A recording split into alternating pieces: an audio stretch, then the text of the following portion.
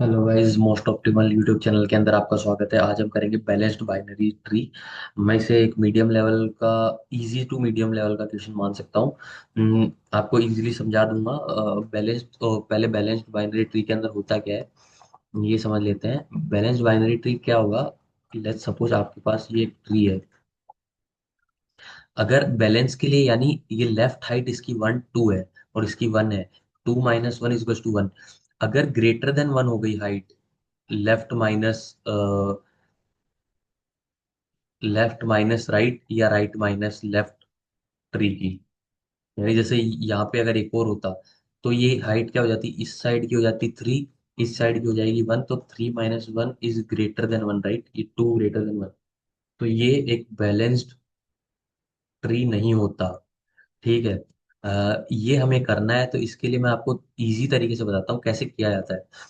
ये देखो, ऐसे सोचा सोचा कैसे जाएगा वो बताता हूँ, ठीक है। आपको क्या करना है, 3 स्टेप में तोड़ लेना है। मान लेंगे कि भाई लेफ्ट हाफ हमें एक एक हमें बैलेंस्ड चेक करता है, ठीक है। बुलियन बुलियन है। एक सेकंड में वापस से आपको अच्छे से करके दिखाता हूँ, और यहाँ करके बताता हूँ।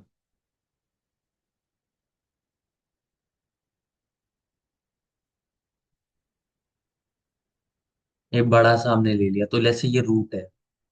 तो क्या क्या केस बन सकता है? पहला केस बन सकता है कि लेफ्ट से भाई पता चले कि इस ट्री के अंदर बैलेंस नहीं है, तो ये वाली चीज यहाँ से फॉल्स दे सकती है। तो लेफ्ट सब ट्री से फॉल्स आ गया। दूसरा हो सकता है राइट सब ट्री से फॉल्स आ जाए, फॉल्स दे दे। तीसरा क्या हो सकता है,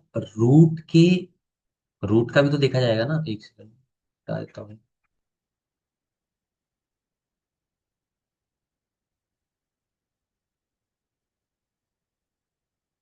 हम्म, ये भी तो हो सकता है कि भाई रूट पे ये बैलेंस नहीं है, यानी इससे ये लेफ्ट में ज्यादा है टोटल मिला के।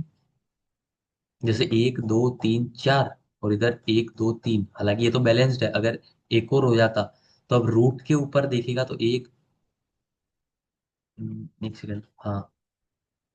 अब देख, अब अगर तू बात करेगा तो हम देखें तो अगर लेफ्ट वाले पार्ट पे खाली देखें, लेफ्ट वाले पार्ट पे, तो ये 1 2 3 और 1 2 3 4, यानी इस पे बैलेंस्ड है। इस पे भी मतलब इस पे भी बैलेंस्ड हो गया। हर जगह बैलेंस्ड है, बस ये रूट पे नहीं है। तो तीसरा हो सकता है रूट पे नॉट बैलेंस्ड। यानी इन 3 कंडीशंस का हमें ध्यान रखना है, ठीक है। तो रखते हैं, अभी बनाते हैं एक फंक्शन जो इन तीनों का ध्यान रखेगा। तो लेट्स से बुलियन एक फंक्शन बनाया है, इज बैलेंस्ड। सपोज ये चेक करता है कि बैलेंस्ड नहीं है, तो इसमें रूट आ गया। तो ये चेक करेगा, if root is equals to null हो गया तो भाई रिटर्न ट्रू कर दे, ठीक है। अब यहां से कंडीशन चेक होगी कि इफ इज बैलेंस्ड, पूरा का पूरा लेफ्ट सब ट्री, तो रूट डॉट लेफ्ट को चेक कर ले, इज इक्वल्स टू फॉल्स आ जाए तो रिटर्न फॉल्स कर दे। इस बैलेंस फंक्शन क्या है, पूरा का पूरा चेक करेगा, ठीक है, कि बैलेंस्ड है कि नहीं। तो root dot left suppose false value दे रहा है, मतलब ये वाला पार्ट हमें फॉल्स वैल्यू दे रहा है, तो रिटर्न फॉल्स करा देंगे। लेट्स से हमें इस बैलेंस में रूट डॉट राइट वाला पार्ट फॉल्स दे रहा है, तो भी रिटर्न फॉल्स करा दे। अगर ये दोनों नहीं दे रहा तो अब रूट के लिए चेक करते हैं। तो रूट के लिए चेक कैसे करेंगे, int left height is equals to, height function को कॉल कर देंगे रूट डॉट लेफ्ट के लिए। इंट राइट हाइट के लिए कॉल कर देंगे height of root dot right. और अगर if absolute value of left height minus right height is greater than 1 है, तो रिटर्न कर देंगे फॉल्स। 3 कंडीशन है। पहली कंडीशन ये कि लेफ्ट हाफ हमें ट्रू वैल्यू दे दे या फॉल्स वैल्यू दे दे। अगर फॉल्स वैल्यू दे दे तो रिटर्न फॉल्स ही करा दो। अगर हमें राइट हाफ फॉल्स दे दे तो भी फॉल्स करा दो। या फिर रूट से पास हो रहा हो तो रूट से फॉल्स हो रहा हो तो रूट से फॉल्स हो रहा तो भी फॉल्स रिटर्न करा दे, अदरवाइज रिटर्न ट्रू करा दे। सिंपल सी बात है।